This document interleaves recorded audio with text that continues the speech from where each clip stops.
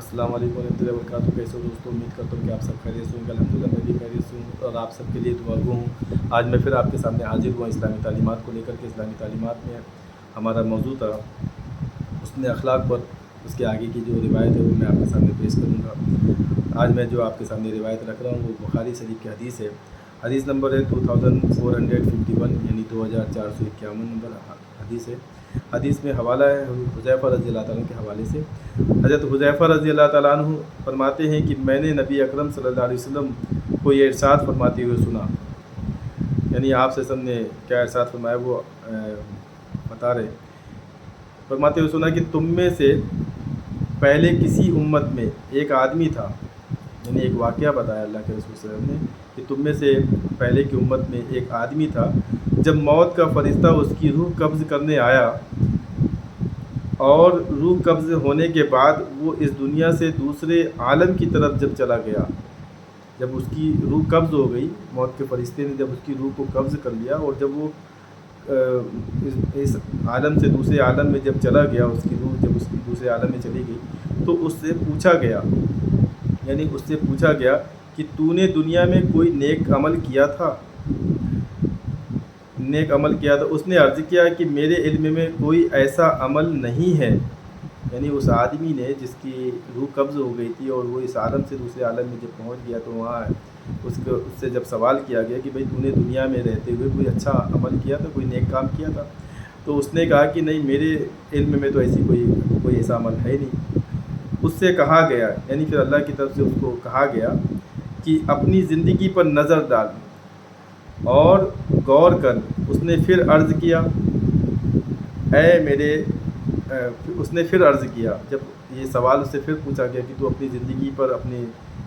نظر کر، اپنے دنیا یعنی اپنی زندگی پر نظر ڈال اور غور کر کہ تو نے کوئی نیک کام کیا ہے؟ تو اس نے پھر عرض کیا کہ میرے علم میں میرا کوئی ایسا عمل نہیں ہے سوائے اس کے کہ میں دنیا میں لوگوں کے ساتھ خرید و فروخت اور لین دین کا معاملہ کیا کرتا تھا، جس میں میں دولت مند کو مہلت دیتا تھا اور تنگ دستوں کو معاف کر دیتا تھا، تو اللہ تعالیٰ نے اس آدمی کو جنت میں داخل فرما دیا۔ کتنی بڑی بات ہے، یعنی اس سے جب پوچھا گیا کہ بھئی اپنی زندگی پہ غور کر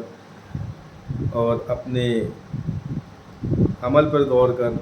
کہ تو نے کوئی اچھا کام کیا تھا، کوئی نیک کام کیا تھا، تو اس نے کہا کہ میرے ایسے علم میں تو ایسی کوئی بات نہیں ہے۔ پھر بھی اللہ تعالیٰ نے اس کو یاد دلوایا، پھر اس کو یاد آیا کہ ہاں میں ایک کام کرتا تھا کہ میں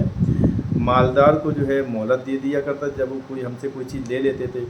یعنی خرید فروخت کا سامان، کچھ بھی سامان لے جاتے تھے، اب اس کے پاس اگر پیسہ نہیں ہوتا تھا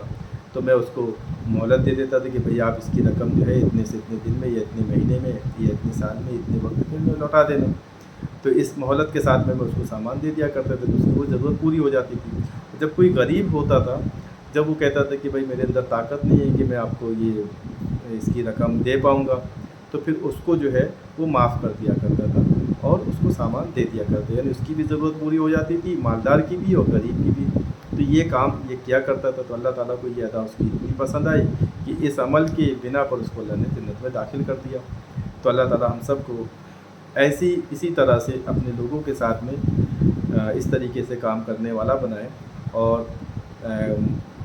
امیروں کو مہلت دینے والا اور غریبوں کو معاف کرنے والا بنائے۔ اپنے خرید فروخت میں، اپنے لین دین میں بھی ہم اسی طریقے کا معاملہ کریں گے تو سمجھ لو کہ ہم نے اللہ کے رسول صلی اللہ علیہ وسلم کی بتائی ہوئی تعلیمات پر عمل کرنا شروع کر دیا۔ اللہ تعالیٰ مجھے بھی قبول فرمائے اور کل امت مسلمہ کو بھی اس پر عمل کرنے والا بنائے اور حدیث کی باتوں کو سوچ کر سمجھ کر صحیح سے پڑھ کر اس پر عمل کرنے والا بنائے۔ اللہ کے اور رسول صلی اللہ علیہ وسلم کے بتائے ہوئے راستے پر چلنے والا بنائے۔ اللہ مجھے بھی قبول فرمائے اور آپ سبھی حضرات کو قبول فرمائے، اور اس میں جو بھی کوتاہی غلطی ہوئی پڑھنے میں، سمجھانے میں، تعلیم میں، اللہ تعالیٰ مجھے ان الفاظوں کے ذریعے سے جو بھی کوتاہی غلطی ہو رہی ہے اسے معاف فرمائے اپنے فضل و کرم سے، اور میری